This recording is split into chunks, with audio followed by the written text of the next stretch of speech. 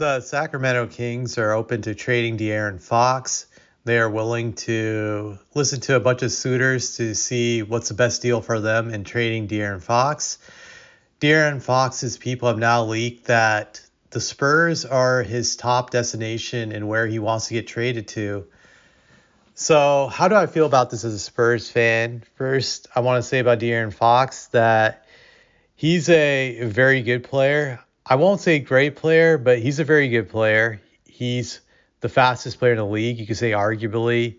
He's great at getting inside the paint and finishing. He's super athletic. So that's the good he brings to the table. He can push the tempo. He's a good playmaker. I would say decent, not great, but good. He can run an offense. But he's primarily a scoring guard first, but he can pass. He's averaged 6.1 assists per a game for his career average. So he has that going for him. He's good at playing defense. He's super athletic. So that's a good part about his game. Just he's very fast. The bad part is that his three-point shooting is terrible. So that's something to factor in, I would say. And at times he's prone to getting injured by knick-knacking injuries. So that's a concern.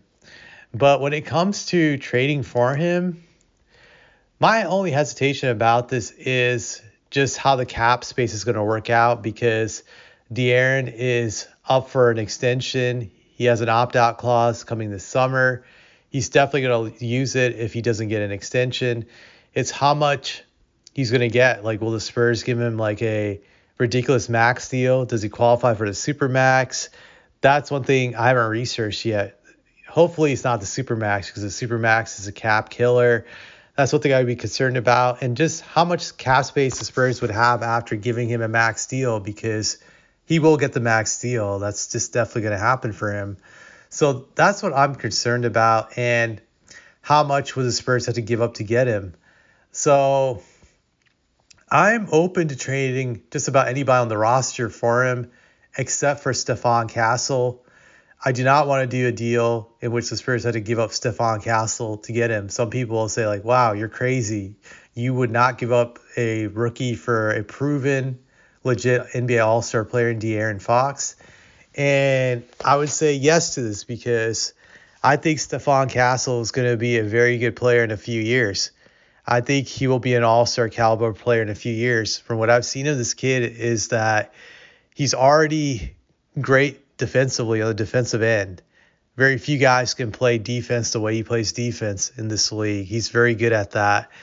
And the second thing about him that impresses me is his finishing ability, that he's able to physically back down guys in the paint. He can literally back them down and score on them in the post. And he can muscle his way to the basket. He can get and one baskets. He's just that strong physically. And you can't teach that type of strength. You either have it or you don't. And very few guys have that ability to just muscle their way into score like he can. He has that ability, which is special. And it's something, like I said, very few have. Plus, he's a good playmaker. He's averaging, let me see how many assists a game he's averaging this year. He's averaging 3.6 assists a game, and he's not the primary playmaker on the team. That's Chris Paul, but that's still pretty good. So he has natural playmaking abilities. He's a good defensive player. And when his shot is falling, in the games where his jump shot falls, he looks like an all-star player. He just doesn't have a consistent jump shot. That's the biggest flaw in his game, is his inefficiency. He's only shooting 40 from the field and 25 from three. But I just get this feeling he's going to fix that shot. And once he does, he's going to be an all-star player. Just he's going to be hard to guard. So I think he's going to become an all-star player in the next few years. And long term, I would say he has an outside shot at being a superstar. So he has a lot of potential.